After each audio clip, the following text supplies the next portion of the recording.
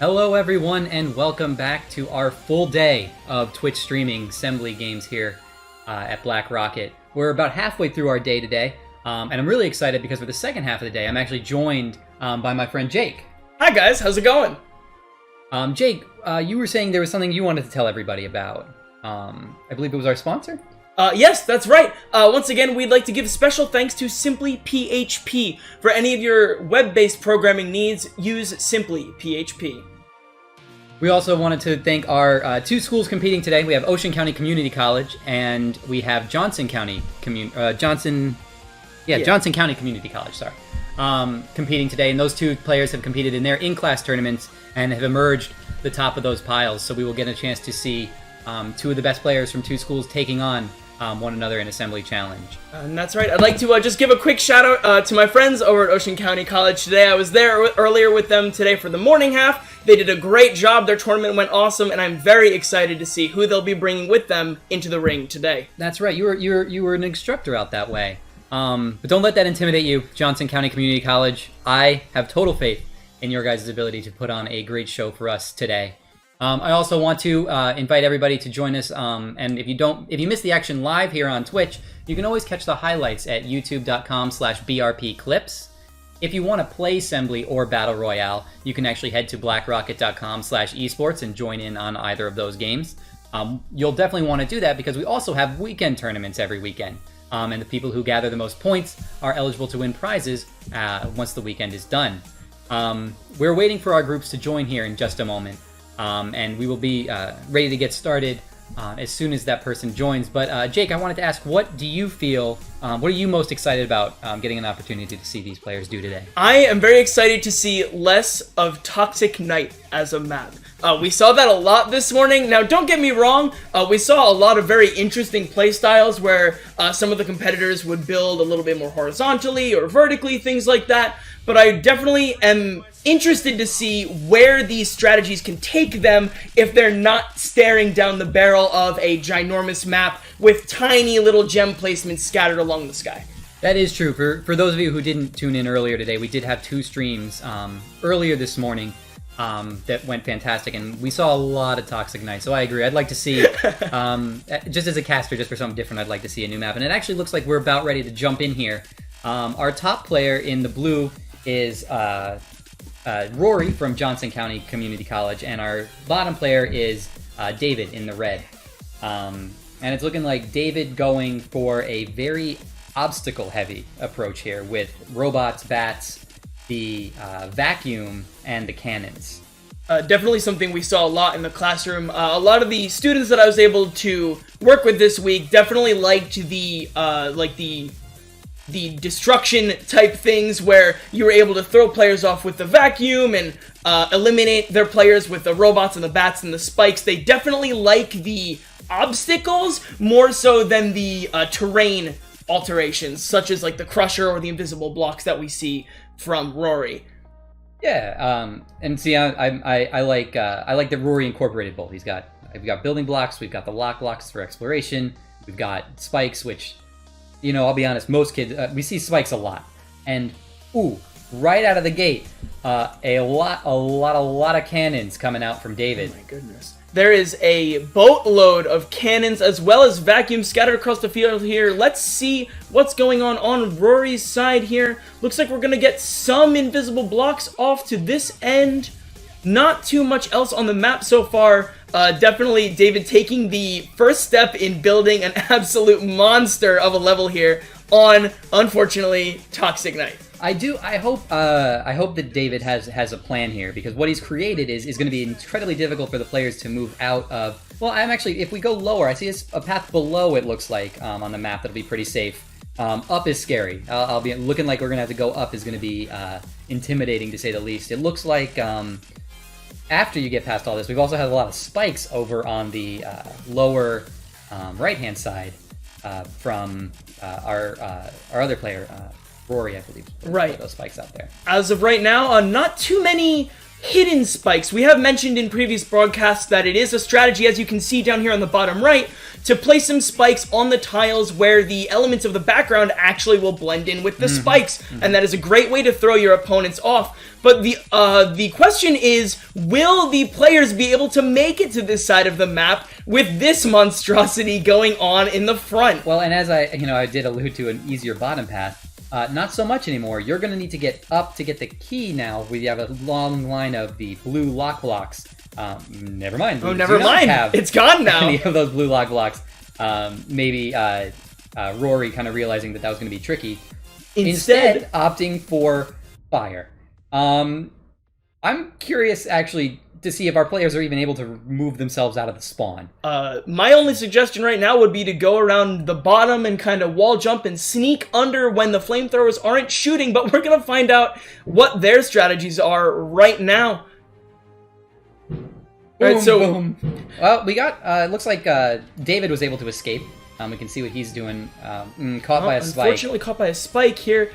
We can notice here that the flamethrowers actually act as jumpable walls, which is definitely a good sign, but not too much of a good sign, seeing that these robots are just, like, barreling these spike balls towards our players here.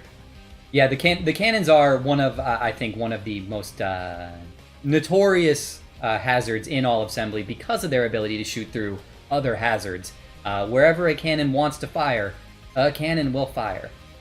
Looks like David was once again able to escape. And then it looks like we're catching a rotate here. Both players kind of unfazed by it, it seems. Which is nice. Rotate is one of the most difficult ones for me to handle. I tend to just stand still as a player when I run into that one. Where is our gem right now? So the gem currently is located in the top right hand of the screen, where mostly it seems unprotected. Which is kind of the case with a lot of the gem spawns for the past couple playthroughs. A lot of the gems seem to just be scattered in places where the players almost forgot to put things. It's true, and I think that it really does seem like this beginning part is really giving our players quite a bit of trouble. And I hope, really, whoever, the first person to escape from this, I think is going, this seems to me to be a round where one gem will be the person who walks away from here with the lead. Absolutely, and it looks like it's going to go right back to the top left here now. Rory out in a safer area over there. The question is, will he be able to jump back across the top in time? That's... Unfortunately not, and it looks like round one might just go to a straight-up tie here. Tiebreaker, We're going to get the tiebreaker, but are they going to be able to get around the flamethrowers? It seems to be the flamethrowers covering the cannon seem to be giving players the most trouble. That first cannon, you have very little time to react to that spike ball coming out. Alright, so the gem in the tiebreaker is spawned right in the middle here. Right on top of those spikes, so you are going to need to land right on that gem. Another player's caught by that flamethrower. There is just no way through this gauntlet of flames. And that is going to be a complete tie for the first match of this game. So we end up with a tie, but that's not, whether it's because we're going to be playing, for those who don't know, the way that our tournaments work, we will be playing a series of 3 matches, and we will count the total number of gems collected by each player throughout each match, and then the highest total gems collected will be our champion for the round.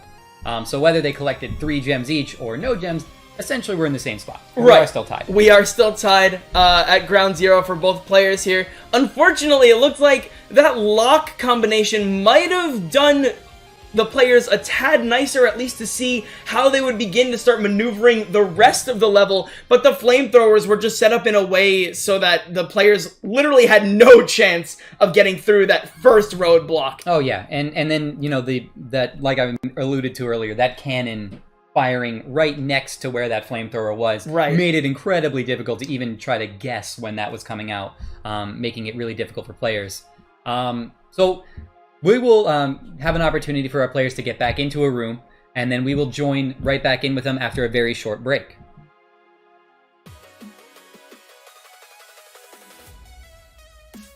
And we're back in on it. I want to apologize again for that kind of technical error.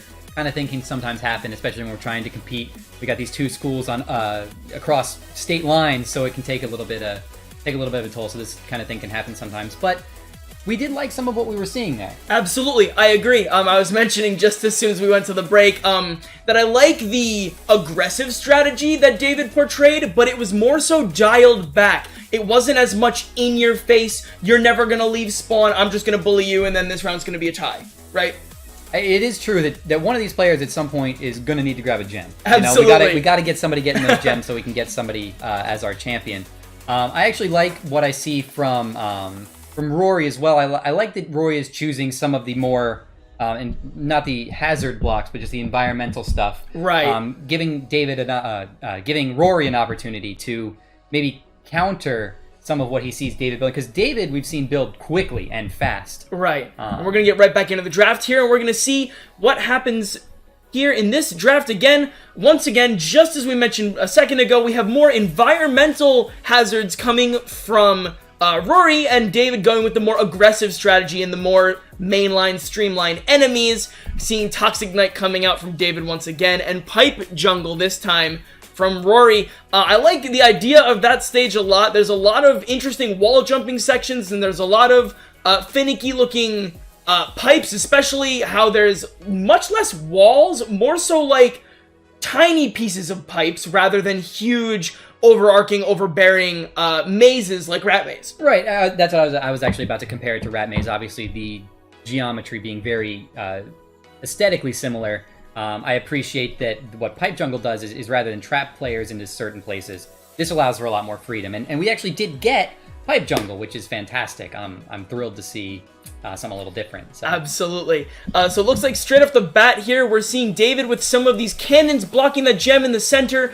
Rory off on the corner here, maybe placing some invisible blocks, making the beginning of the map seemingly a little bit more difficult, because that's going to force David to pick a different path, or both players to pick a different path. Yeah, and we can actually see that the strategy that David has definitely gone for this round is see a gem, place a cannon. We can see that on pretty much every gem past the center. Yeah, right of the center is where we're going to see a lot of those cannons. I don't believe the cannons fire across the entire map. No. They do eventually, the projectile does eventually disappear. It only goes about like over a screen's width, maybe. Okay. So that will afford us an opportunity to sort of keep the left side of the map a lot safer. Right. Speaking of the left side of the map, we're seeing some of these disappearing breaking blocks as well as some invisible blocks. I like this placement a lot. Maybe we're going to see some block placement so that the players are forced to jump on the left or the right side, then fall, and then climb back up to get into that gem. Yes, that's very cool. It rewards really well done wall jumping, which is a very central mechanic to SEMBLY. So having a gem that would reward that would be really cool to see. We've got a lot of hazard-free gems kind of toward the beginning. So if one of those pops up, I have a good feeling about this round. I feel like some gems are about to be definitely going to get collected, yes. Right? Yes. So we see just some last-minute placements in the bottom left here, trying to block off one of these gems, make it a little bit more difficult, make him force the opposing player to slide down that wall if they're coming from the left just a little bit more than they would have originally. Definitely sliding down the wall, a great use of your time, gives yourself a chance to breathe, as well as the ability to look at some of the traps around you and really time your jump well. Mm-hmm.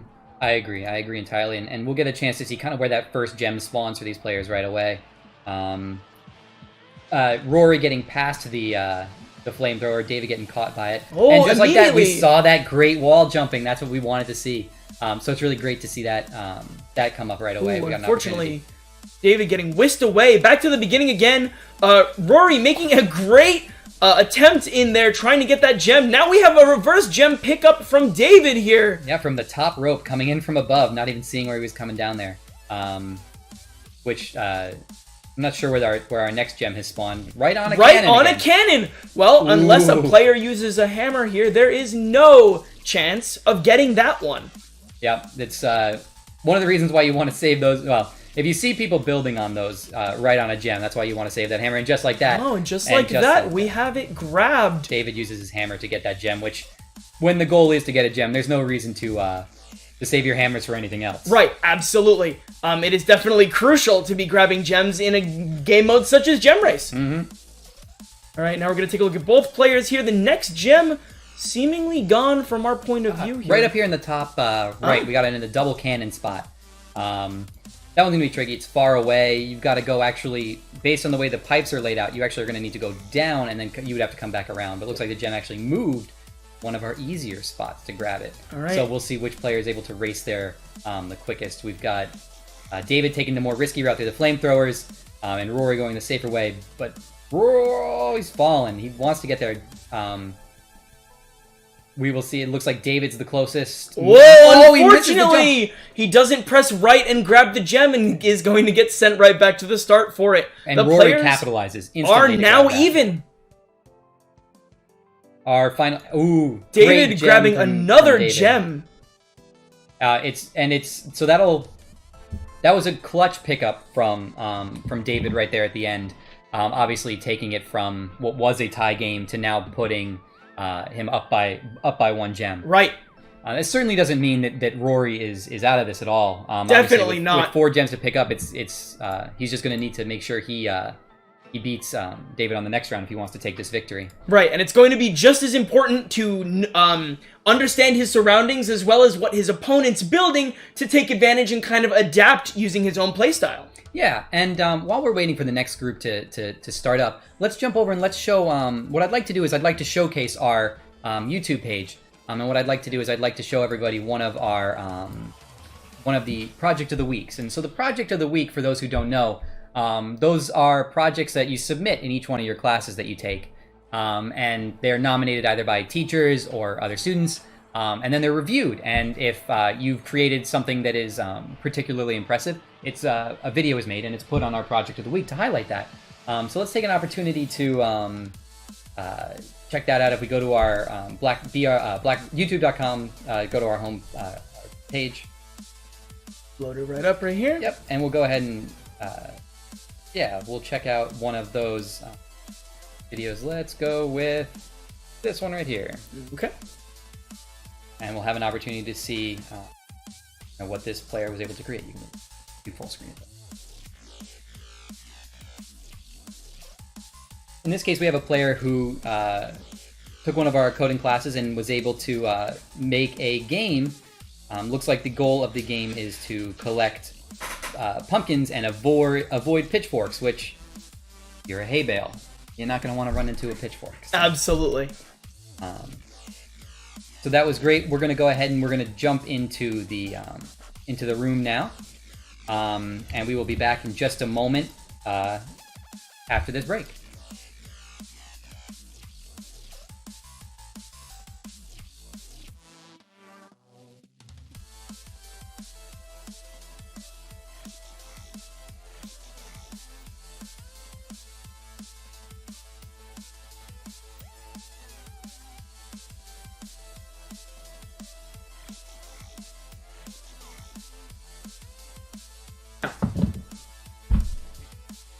And we're back just like that. They were able to join the room really quickly. Just to recap, we have David currently up 1 gem on Rory. So we'll see. David has played, as you've mentioned, really aggressively up to this point. Very much so. So we'll see if now he tries to maybe take a more defensive route, knowing I just need to make sure we both get either the same number of gems, whether or that's 0, 1, 2, 3, no or gems 4. at all, yes. Right. The only thing David needs to avoid is making sure that Rory doesn't end up with 1 more gem than he does. We'll see what the players have gone with here, and as I mentioned, we don't see as many hazards this time. Right, and that's definitely a nice sight to see. I really like the choices that David's making here. Again, as you mentioned just a second ago, he has this advantage. He has the lead, even if it's just by 1 gem, so maybe if he feels like it, just in case all of the gems so that we don't even have to see them at all. But again, you'll notice that we're taken back to Toxic Knight again, and this time without the launchers. How are the players going to be able to get up to that top and maybe build some sort of invisible maze using the disappearing blocks? Yeah, I would say that the key without the launchers here, especially for Rory, who needs to collect a lot of those gems, I think the key is going to be building himself paths that are ones that he feels comfortable navigating. using the controls and physics of Assembly. He doesn't want to create a situation that proves to be too difficult for him.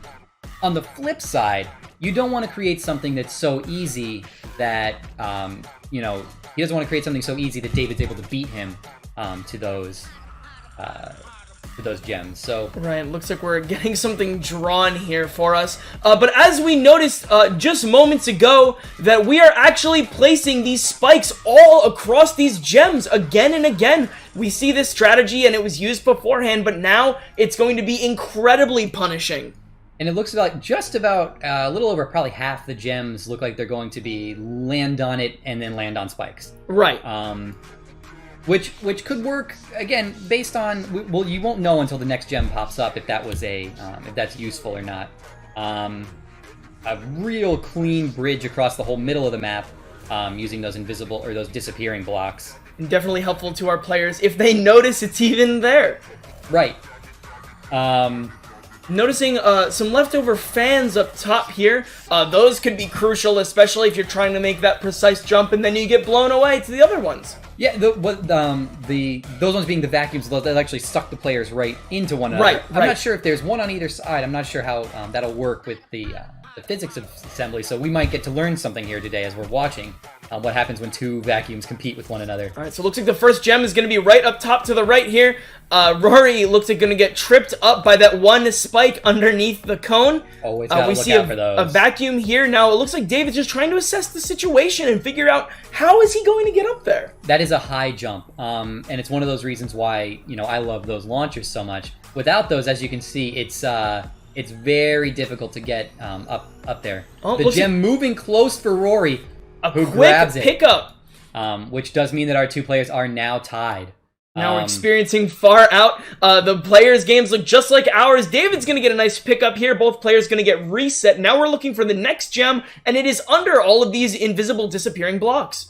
We'll see. I like that. I like wow, that hammer. That's he great uses hammer. the hammer. That was an incredible strategy to break right through the bridge that he knew was at least a block solid. That was excellent hammer usage by Rory there. And Rory picking another gem, actually pushing Rory into the lead by one right now. So now the pressure is over onto David to pick up that gem up top. Looks like Rory getting really close now. Almost sealed it up, but his toe clipping that spike. That's what we were talking about, saying you got to land right on that gem. Right, and it's especially tough with some of these wall jumps because it looks like the spike. Oh, slow-mo helps him right there. It makes that wall jump so much stronger, and that was a clutch final round from Rory. That was really clutch to come through in that pressure situation. Obviously, needing that extra gem to come through, not with one, but 3 extra gems. It was incredible, and he really, really used the hammer to his advantage there. He knew that some of those traps were only just like visual entities that they could just, there was only one here and the spike below. Forget about it. Just go right through, and he found the gem. It proves the importance of that level planning phase, and I want to congratulate Rory on winning, and I want to thank David and congratulate him for winning his class tournament. I want to thank both Johnson County Community College and Ocean County Community College for letting us, for being a part of our stream and being a part of our eSports League. If you would like your class to be a part of an eSports stream, you can just go ahead and email us, help@blackrocket.com, and let us know. We want to have more days like today that's full of eSports, so let us know that you want to be involved, and we can find a time that'll work for your class. I also want to once again mention youtube.com/brpclips. To check out the highlights, check out other videos, level up that Assembly and Battle Royale gameplay so you can be ready for those weekend tournaments that we have at blackrocket.com/esports, where you can play both Assembly and Battle Royale. I also want to mention that we do now feature student-created levels in our Battle Royale matches. That's right. So, that should be a thing starting tomorrow, I believe. That'll be very exciting to see once it goes live. Indeed. I also want to remind everybody that we will be back once again at 3:30 Eastern today with our final Assembly stream of the day, where we will be featuring the grand finals of a school's class tournament. So that'll be very exciting. Awesome. I also want to thank our sponsor once again for helping us put this on, Simply PHP. If you ever need custom code for a website, that's the place to go.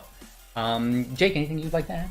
No, once again, thank you guys so much for checking in today. Again, we do have another one at 3:30, as we mentioned before. That one's going to be great, and we're excited to see you back when we go live at twitch.tv/BlackRocketLLC.